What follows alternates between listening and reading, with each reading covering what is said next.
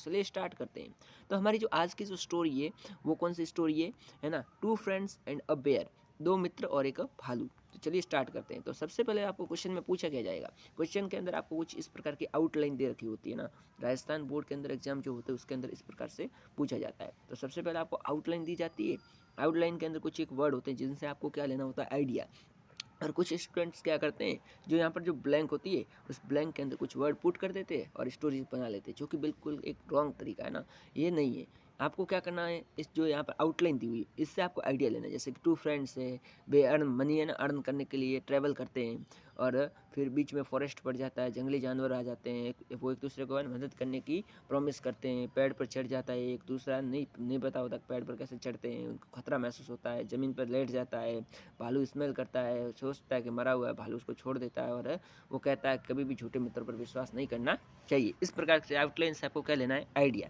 फिर आपको सबसे पहले क्या करना है, अब स्टोरी लिखने की शुरुआत करनी है। तो सबसे पहले आपको क्या करना है, सबसे पहले आपको ना इस आउटलाइन से आइडिया लेकर के अपना एक अच्छा सा टाइटल बना लेना है। ठीक है, टाइटल आप अपनी इच्छा से कुछ भी बना सकते हैं। ठीक है, फिर उसके बाद कुछ भी मतलब कि उस स्टोरी से रिलेटेड। ठीक है, इसके बाद जैसे आपको स्टोरी को जो मेन पार्ट है उसको लिखना स्टार्ट करना है। सबसे पहले आप जो है ना स्टोरी का जो वहाँ पर आपको आउटलाइन दे रखी है, आउटलाइन से सिर्फ आइडिया लेना है। फिर अपने खुद के वर्ड्स के अंदर आपको स्टोरीज को है ना प्रिपेयर करना, बनाना स्टार्ट करना। जैसे देखो, देयर वर टू फ्रेंड्स, दो मित्र थे, दे ट्रेवल्ड टू अर्न मनी, वे पैसा कमाने के लिए ट्रैवल करते हैं, एक जगह से दूसरी जगह जाते हैं। They were travelling through a thick forest, एक है ना घने जंगल के बीच में एक बार क्या कर रहे थे, ट्रैवल कर रहे थे।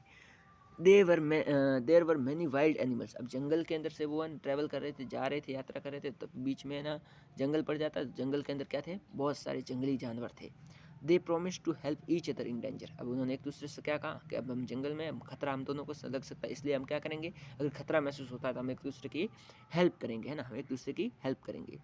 After some time they saw a big wild bear coming towards them, कुछ समय बाद क्या होता है, जैसे जैसे चल रहे होते हैं सामने उनको एक क्या दिखता है, एक बड़ा सा जंगली है ना, बड़ा सा भालू आता हुआ दिखता है। दे वर अफ्रेड टू सी इट, और जैसे उन लोगों ने भालू को देखा, काफ़ी उनको है ना डर महसूस होता है।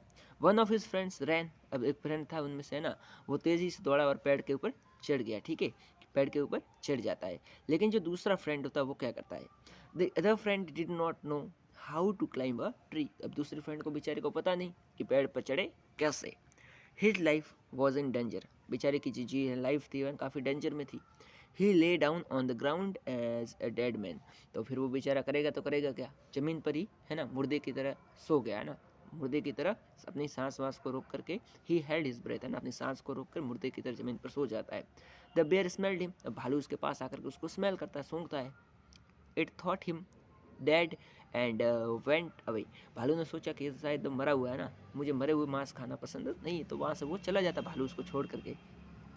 The other now the other friend came down, अब दूसरा फ्रेंड जो है जो मतलब पहला फ्रेंड जो है ना पेड़ पर चढ़ चुका था, वो अब नीचे उतरता है और आज उसके पास आता है।